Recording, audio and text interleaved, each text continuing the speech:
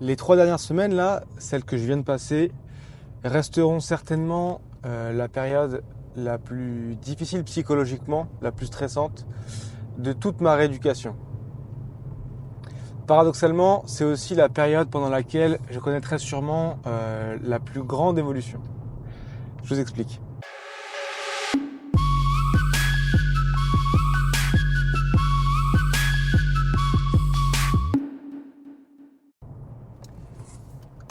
Je vous ai laissé après les 2 premières semaines, au moment où je revoyais le chirurgien. En fait, pendant les 2 premières semaines, finalement, c'est assez simple. On a un protocole qui est très clair, on a des objectifs très simples, retrouver la marche, la marche jambe tendue, garder une bonne extension de la jambe, et on suit les exercices et ça va. Et puis si ça va pas, on sait où on doit en être, on sait ce qu'il faut faire. Donc du coup, c'est assez simple. Et voilà, même si même pour moi ça s'est bien passé, mais même pour quelqu'un pour qui ça n'irait pas, c'est assez simple d'avoir des points de repère en fait, tout simplement. Sauf que une fois qu'on a vu le chirurgien, il regarde qu'on a bien l'extension de la jambe, il regarde qu'on a bien la capacité à marcher jambes tendues et il regarde la cicatrisation extérieure, c'est-à-dire vraiment concrètement, est-ce que la cicatrice va bien, est-ce qu'elle est refermée, etc. Et donc du coup, il a checké tout ça, tout allait très bien, mais à partir de là, en fait, on a une période de 4 semaines supplémentaires, donc de la semaine 2 à la semaine 6, où on est simplement censé reprendre une vie quotidienne normale. Sauf que qu'est-ce que ça veut dire vie quotidienne normale? Qu'est-ce qu'on entend comme type d'effort dans la vie quotidienne normale? Parce que moi, dans ma vie quotidienne, je fais du sport tous les jours, je vais courir 4 fois par semaine, donc on se doute bien que c'est pas ça que ça veut dire. Mais du coup, faut attendre et espérer que naturellement, avec le temps, ça s'améliore et puis voilà, que tout aille bien, qu'on puisse recommencer à marcher normalement, qu'on puisse aller au travail, qu'on puisse se baisser pour ramasser un truc, etc., etc. Mais sincèrement, juste rester là à rien faire et espérer que tout aille mieux tout seul, pour moi, c'est impossible. Je pense que c'est le cas pour beaucoup de monde, mais je me sens obligé de chercher à faire des exercices, chercher à faire quelque chose en fait tout simplement pour que ça aille mieux. Et par rapport à ça, on est quand même pas mal livré à nous-mêmes. Du coup, vu que, je vous le rappelle, mon chirurgien, il prévoit du kiné que après 4 semaines. Que après 4 mois, pardon. Que après 4 à 5 mois de convalescence. Et donc du coup, on n'est pas du tout suivi en fait. Et ce manque de suivi, moi j'en ai énormément souffert. Du coup, j'ai bricolé mes propres exercices. J'ai inventé mes petites routines, etc. Mais on est un peu paumé, on ne sait pas du tout ce qu'on doit faire, ce qu'on ne doit pas faire. Et on a toujours peur de se dire, ça se trouve, ce que je suis en train de mettre en place, c'est complètement contre-productif et je suis en train de foutre en l'air le peu que j'ai gagné jusqu'à maintenant. Voilà, c'est vraiment, vraiment très, très désagréable comme sensation. Donc ça, c'est vraiment le premier point de stress que j'ai connu là durant ces 3 dernières semaines. Le deuxième élément très, très stressant que j'ai eu, c'est que en fait, le chirurgien, il m'a donné uniquement un truc nouveau pour cette période-là, c'est des exercices en piscine. Sauf que même ça, j'ai pas pu le faire, tout simplement parce que quand il a regardé la cicatrice, elle allait très bien, mais quelques jours après, elle a commencé à devenir douloureuse et assez gonflée. Je l'ai appelé, j'en ai parlé, il m'a dit de glacer, il m'a dit de prendre une photo et de lui reprendre une photo quelques jours après pour voir l'évolution. Donc c'est ce que j'ai fait. Mais le jour même, quelques heures après l'avoir appelé, à un moment j'étais allongé et je me lève. En me levant un peu à chaque fois depuis que j'avais ça, avec l'afflux sanguin, donc le sang qui passe beaucoup plus fort dans la jambe quand on se tient debout, ça me faisait mal au niveau de la cicatrice. Donc là ça me fait pareil. Et en fait j'allais aux toilettes et donc en bougeant mon pantalon pour pisser, je sens que c'est mouillé au niveau de mon genou. Donc je me dis merde, qu'est-ce qui se passe? Et je regarde et en fait la cicatrice avait tout simplement explosé. Donc il y avait tout ce qui peut sortir d'une cicatrice, Donc clairement du pus, du sang, etc. C'était vraiment dégueu. Et donc du coup j'ai vidé le plus possible. Et je lui ai expliqué ça. Donc je lui ai dit finalement sous la pression, avec la sanguine ça a pété, machin. Et il me dit ok, est-ce que vous sentez mieux, est-ce que ça vous soulage? Donc oui, ça me soulage. Euh, donc oui, ça me soulage d'avoir pu vider un peu. Il me dit ok, bon bah désinfectez bien, voilà, videz le plus possible, mettez un pansement et dans quelques jours vous regardez où ça en est. Donc j'essaie de faire un peu ça, mais franchement, voilà, ça se re-remplit à vue d'œil, quoi. Donc tous les jours, j'enlève le plus possible, je mets un pansement, je désinfecte, etc., etc. Mais en fait, ça faisait que de s'aggraver, mais vraiment de jour en jour. Donc voilà, on est passé d'un premier trou un peu important au niveau de la cicatrice, vers le haut de la cicatrice, à jour après jour, toute la cicatrice qui s'est complètement réouverte sur toute sa longueur, qui avait vraiment une sale tronche. Et en fait, elle s'est rouverte vraiment, c'est-à-dire que les bords étaient très élargis. Ça me faisait vraiment un gros cratère au niveau de la cicatrice. Donc voilà, et donc du coup, bah, je le tenais au courant et il voyait que ça dégénérait bien. Et donc il me dit bon, pas d'inquiétude, voilà, je vous prescris une crème locale antibiotique. Vous allez faire des examens de sang et voilà, tout ira bien. Donc du coup, en fait, c'est ce à quoi je m'attendais, enfin c'est ce dont je me doutais, c'est qu'en fait j'ai fait une infection au niveau de la cicatrice. Et c'est les examens sanguins qui ont bien validé le fait que c'était ça. Sauf que du coup, en fait, ce qui se passe, c'est que quand on prend des antibiotiques oraux, donc pour tout le corps, enfin par voie orale quoi, en fait ça ralentit beaucoup la cicatrisation apparemment. Et donc du coup, là, je parle pas juste de la cicatrisation extérieure, mais du coup même les attaches au niveau des os, etc. Tout ce processus-là de cicatrisation et voilà que tout se remette bien, c'est pas mal ralenti, toute la guérison est pas mal ralentie par les antibiotiques. C'est pour ça en fait qu'ils me prescrivaient pas d'antibiotiques. Sauf que il me laisse, c'est un peu des techniques de médecin à l'ancienne, mais il me laisse dans le flou, sûrement au départ pour ne pas m'inquiéter plus que ça, parce qu'infection ça fait peur et tout. Mais sauf qu'en fait de voir à vue d'œil la cicatrice qui part en couille et avoir aucune vraie info, bah en fait c'est ce qu'il y a de plus flippant en fait tout simplement. Donc c'était vraiment super chiant cette période. Et on se met quand même pas mal à psychoter parce que voilà, je me doutais bien que c'était une infection. Je suis pas non plus débile ou en tout cas j'ai un tout petit peu de connaissances. Mais c'est la pire chose parce que j'ai pile poil le début de connaissance, compréhension du truc, mais pas suffisamment pour savoir quelle est la gravité, est-ce que ça peut vraiment partir en couille ou pas. Et donc on se met à psychoter, on se dit ouais, si l'infection elle va toucher l'os, qu'est-ce qui peut se passer derrière? Est-ce que ça peut vraiment faire des gros soucis? Est-ce qu'on peut me couper la jambe? Enfin voilà. Et franchement, bah cette période-là, pendant quelques jours, j'étais vraiment pas bien. Je pensais vraiment qu'à ça. Et je me demandais quelle suite ça allait donner, quoi. Je me suis dit, merde, putain, si vraiment l'infection se propage, machin, est-ce que ça peut vraiment me faire un truc de fou, quoi.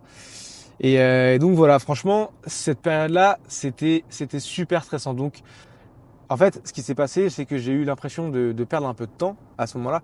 Là, en fait, c'est toujours pas fini. Donc ça s'est passé maintenant il y a 10 jours, à peu près. Et du coup, bah là, la cicatrice, bon bah ça va. J'ai dû essayer de rapprocher les bords moi-même en mettant des pansements qui sont un peu faits exprès, là, des stéristrips, ça s'appelle, pour tenir les deux bords un peu plus proches les uns des autres pour aider à ce que ça croûte. Donc c'est bon, ça a croûté, machin, mais c'est encore pas génial. Parfois, il y a encore un peu de trucs à enlever. Euh, Au final, ça fera que ma cicatrice, ce sera dégueu, mais je m'en fous un peu de ça. Et du coup, bon voilà, ça c'est fini. Enfin, c'est pas fini, mais c'est en train de se finir, donc voilà. C'est le sujet est clos, quoi. Mais du coup, bah pendant ces quelques jours là où j'étais vraiment avec une cicatrice horrible et tout, moi j'ai eu la sensation de perdre un peu du temps, quoi, de se dire merde, pendant ces jours-là, je fais pas vraiment ce qu'il faut pour que ça s'améliore. Pour voir le positif dans tout ça, ce qui s'est passé, c'est que je me suis dit mince, je suis pas sûr de mon protocole, c'est moi qui bricole un truc. J'ai ma cicatrice qui me fait perdre du temps et machin. Les nouveaux exercices que le chirurgien m'a filé, je peux même pas les faire. En fait, ça m'a obligé à faire des progrès sur pas mal de bonnes habitudes que je voulais prendre, mais que j'avais que moyennement mis en place. Donc voilà, quand j'ai commencé tout ça, quand je me suis dit bon bah je vais me taper la déterre, je vais faire la petite chaîne pour suivre l'évolution. Voilà, pour l'instant j'ai joué qu'à un petit niveau sympa mais sans plus. Et on va voir si j'arrive à retrouver un bon niveau après machin et tout. Bah du coup je m'étais dit ouais, je vais m'imposer une bonne discipline, je vais commencer à me lever bientôt, à manger bien propre, etc. Et pour l'instant bon bah je l'avais pas forcément super fait, j'avais un peu l'excuse de me dire c'est les premiers jours, je me concentre sur le fait que mon genou aille vraiment de mieux en mieux et tout. Et donc du coup là ces petits stress, ça m'a créé un peu un sentiment d'urgence. Et du coup j'ai commencé vraiment à changer mes habitudes. Donc j'ai commencé à me lever beaucoup plus tôt le matin, aller au sport le matin, donc ça me laisse le temps l'après-midi de refaire un peu en plus des exercices spécifiques pour le genou. Je mange beaucoup mieux, etc., etc. Et du coup, et en plus de ça, bon bah j'ai fait quand même des exercices que je vous présente juste après là, mais voilà.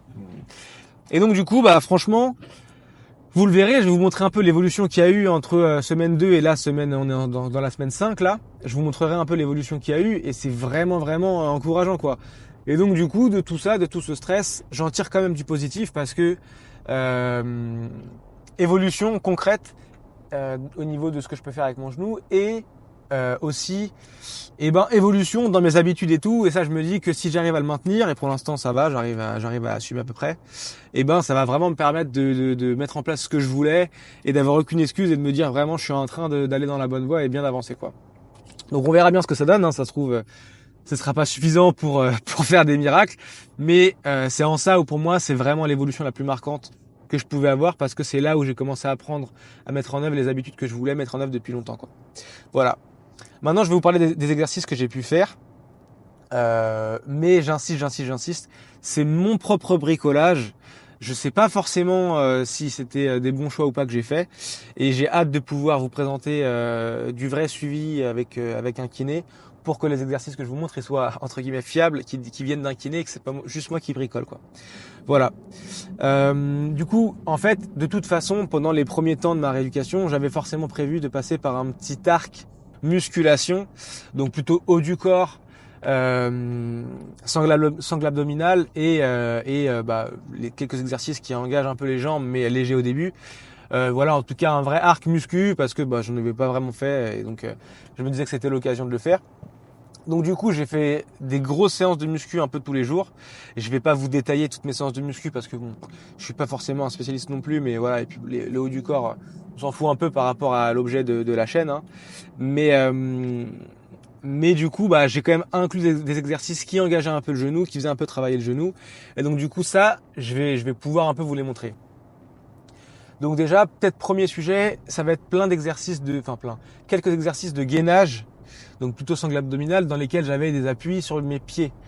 Il y en a deux principalement que je vous montre du coup. Il y en a un avec la poulie dans les mains, ça peut être un élastique aussi, où on résiste à la poulie qui nous emmène sur un côté et on cherche à rester bien gainé pour résister à la poulie. Donc on a un appui sur les pieds.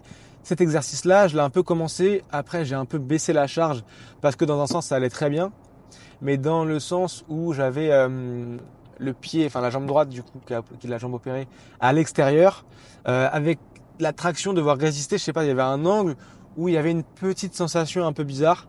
Et donc du coup, enfin voilà, comme là je bricolais dans mon coin, la moindre sensation que j'aimais pas trop, je coupais court quoi. Donc du coup il y a celui-ci qui avait maintenant, franchement je sens vraiment rien tout, donc voilà, qui est un très bon exercice de gainage. Bon voilà, ça on s'en fout un peu. Mais du coup qui engage un peu la jambe en stabilisation. Et voilà, le deuxième c'est sur la chaise à lombaire, se mettre sur le côté, donc ça y a beaucoup de gens qui le font. Moi j'ai un peu ma façon de le faire, c'est pas l'objet de vous détailler ça, mais pareil, du coup j'ai mon appui sur le côté du genou, enfin latéralement comme ça. Et du coup en vrai quand je suis côté gauche, j'ai ma jambe gauche qui était la plus forte, et quand j'étais côté droit, en réalité c'était même un peu avec la jambe gauche quand même. Je m'en fous si c'est pas parfaitement symétrique du coup dans ma façon de travailler, mais j'utilise quand même beaucoup plus ma jambe gauche quand je suis côté droit que ma jambe droite quand je suis côté gauche, pour être sûr de bien stabiliser, que ça me fasse pas mal. Donc voilà, ça c'est un exercice que j'ai tout à fait pu assumer, même au bout de 2 semaines après l'opération, et qui me faisait vraiment pas mal au niveau de la jambe, donc ça c'était bien. Ensuite, des exercices qui engageaient directement la jambe. J'ai fait différents soulevés de terre, donc en gros, enfin soulevés de terre entre guillemets, hein, mais du soulevé de terre du coup jambes tendues, où je descendais relativement bas. Et ensuite, j'ai essayé donc un truc qui engage un peu plus le genou, donc du Romanian deadlift. Donc c'est un soulevé de terre où on va venir un peu, reculer le plus possible la chaîne postérieure pour venir engager, sentir un étirement dans les ischios et dans les fessiers. Et donc du coup, là, il y a une petite flexion du genou qui est pas très très importante, mais quand même une petite flexion du genou. Et donc du coup, après, on vient se redresser. Donc voilà. Du coup, ces exercices-là, franchement, ça allait bien. Et pourquoi est-ce que je les ai mis en place assez tôt? C'est parce qu'il y a un truc dont j'ai pas trop parlé jusqu'à présent, c'est que avec l'opération, on prend, pour ceux qui ont suivi, hein, on prend des tendons de l'ischio pour remplacer le ligament. Et du coup, en fait, nos ischios, ils sont super affaiblis après l'opération. Il y a un autre exercice que je fais d'ailleurs au quotidien, qui paraît super con, mais c'est juste de me tenir debout et de rapprocher mon talon de ma fesse. Et en fait, ça, juste le fait de faire ce petit talon-fesse, ça a fait super mal à l'ischio, quoi, parce qu'il est super affaibli après l'opération. Donc du coup, cet exercice-là, ça vient travailler beaucoup en excentrique, enfin un peu aussi quand on se redresse, mais beaucoup en excentrique avec l'étirement. Ça vient travailler pas mal l'ischio, et d'ailleurs je le ressentais bien là-dedans. Et au niveau du genou, bah ça oblige à stabiliser le genou, donc à engager le quadri, etc., pour garder la jambe bien propre, etc., que la jambe elle se mette pas à trembler dans tous les sens. Et donc du coup, voilà, je pense que c'était un bon exercice. Enfin, ça se trouve, c'est une connerie, mais en tout cas, ça je l'ai fait et je trouvais que c'était pas mal et ça engage un peu la jambe. Et voilà, c'était faisable largement. C'est plutôt un exercice pour les lombaires, donc voilà, plutôt pour le dos et tout, mais aussi pour les ischios et donc du coup avec le genou qui vient aussi stabiliser, quoi. Voilà, donc c'était pas trop mal et c'était, on va dire, les exercices un peu plus typés haut du corps qui engageaient la jambe. Il y a un autre exercice que j'ai pu faire, pour le coup là c'est vraiment full jambe, c'est du hip thrust en fait. Comme la tension elle est sur la chaîne postérieure et que le genou finalement ne bouge pas beaucoup, on essaie de garder le genou assez fixe, et ben je sais pas, j'ai tenté et ça va, j'ai eu aucune gêne au niveau du genou, donc j'ai fait quand même un peu de hip thrust. Pareil, je sais pas si c'était une bonne idée ou pas, mais j'étais assez content quand même de pouvoir faire un exercice. Vraiment, la chaîne postérieure, ça me faisait chier de la perdre. Parce que voilà, l'ischio il est déjà vachement affaibli, donc déjà que le quadri ça va être une sacrée galère pour le récupérer dans quelques mois quand je pourrais vraiment le bosser. Pour l'instant, c'est vraiment le groupe musculaire qu'il faut pas travailler. Enfin, ce que je crois, hein. Ça se trouve je me trompe là-dessus, mais voilà. Ou en tout cas les extensions de jambes, quoi. Mais du coup voilà, la chaîne postérieure, je voulais pas forcément prendre trop de retard dessus, donc j'étais content de pouvoir faire quand même du hip thrust et ça allait. Après, pour travailler la flexion et puis surtout pour essayer de garder un petit peu la forme, faire un peu de cardio, il y a un exo que j'ai réussi à rentrer, c'est l'Asso Bike. Donc voilà, en gros, c'était censé être ok de toute façon pour faire du vélo avec peu de résistance. Donc en faisant gaffe à l'angle, etc. Quand on a la flexion qui permet de pédaler, quoi. Mais du coup, pour pouvoir un peu quand même cramer des calories, quoi, et ben j'ai essayé de faire de l'assaut bike parce que pareil, l'assaut bike, on n'est pas obligé de pousser très fort avec la jambe, on peut compenser avec le bras si jamais on pousse pas super fort, quoi. Donc du coup j'ai essayé, pareil les premières fois c'était pas génial, mais après assez vite j'ai pu vraiment en faire sans avoir de douleur au genou. Donc du coup c'était assez bien et voilà, ça fait un bon exercice de cardio.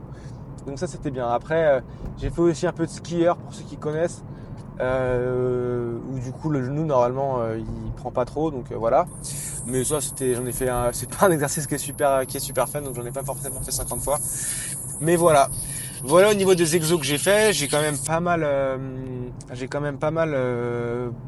bourriné, enfin pas forcément que cet exo là, mais j'ai quand même fait une bonne heure et demie par jour d'exercice, donc je me posais, enfin voilà, je redoutais un peu de voir comment ça allait évoluer, parce que même quand on fait le haut, on se stabilise toujours un peu avec les pieds.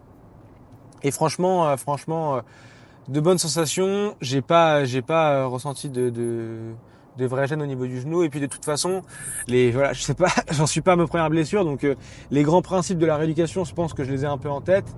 Et en gros, clairement, ce que j'ai toujours voulu, là où j'ai toujours voulu être vigilant, c'était bien m'écouter. Et si jamais je commence à avoir des mauvaises sensations, couper court et être vigilant à l'évolution. Si ça gonfle, on change d'exercice. S'il y a besoin de repos, on prend le repos nécessaire, etc. Donc voilà, je sais que l'idée c'est un peu, il faut qu'après des exercices, s'il y a gonflement, etc., ok. Et il faut en gros que dans les 24 heures, on revienne à l'état initial. Si jamais c'est le cas, c'est que la séance est assumable. Si jamais c'est pas le cas, c'est qu'il faut soit réduire, soit changer les exercices. Ça se trouve, c'est pas un vrai truc ce que je vous raconte, mais voilà en gros le principe un peu dans la façon de fonctionner que j'ai gardé. Et pour le coup, on y vient, qui a donné quand même de bons résultats. Parce que je vous propose de regarder un peu, j'ai pas forcément eu le réflexe de tout filmer, surtout que comme je vous disais, j'étais un peu en stress et j'étais pas sûr que ce que je faisais c'était très bien, donc voilà. Mais du coup, je peux vous montrer la marche. Il y a quand même une évolution énorme entre comment je marchais après 2 semaines, où dès qu'il fallait un peu accélérer, je galérais avec ma jambe qui était toute tendue, toute bizarre, où je faisais un truc sur le côté et tout. Et maintenant où ma marche, elle est quasiment fluide. Alors quand j'ai beaucoup marché ou quand j'ai eu la jambe pas suffisamment tendue dans la journée, je sens que le genou il est un peu gonflé, un peu rempli, donc je galère un peu plus, mais n'empêche que voilà, je marche normalement.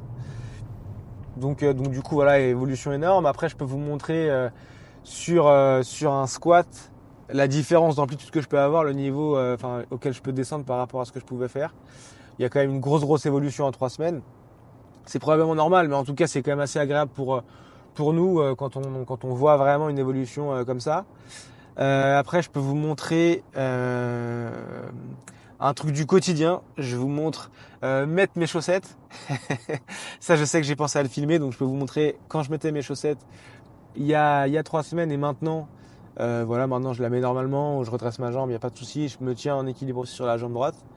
Alors qu'avant, jambe gauche, il fallait que je me tienne. Enfin, quand je mettais ma jambe gauche, il fallait que je me tienne en plus sur le côté. Et pour mettre ma jambe droite, c'était toute une galère et tout. Donc grosse évolution aussi là-dessus. Donc voilà, c'est pour ça l'un dans l'autre. Quand même une très bonne évolution durant ces 3 semaines. Donc voilà, c'est quand même le positif de tout ça. Mais passage par des grosses phases de doute et de stress sur ce qu'on était en train de faire. Donc content quand même en fin de parcours, content de tout ça quoi. J'ai réussi à avoir une ordonnance de kiné et donc pour le prochain cycle, la prochaine période que je vous montrerai, je suis content de pouvoir vous montrer. Je suis content de pouvoir vous montrer quelque chose qui est encadré par le kiné et pas juste que je bricole moi-même. Donc d'ailleurs, si jamais vous voulez prendre des idées d'exercices, etc., je vous conseille de regarder plutôt la prochaine vidéo et de vous inspirer plutôt de ça parce que ce sera pas mon propre bricolage, ce sera un truc qui viendra directement du kiné quoi. Donc voilà, j'ai hâte de vous montrer tout ça, puis j'ai hâte surtout de pouvoir commencer le kiné. Voilà sur cette période. C'était Toto. Et je vous dis à bientôt sur cette chaîne et un jour sur les terrains. Allez, à toute la famille. Bye.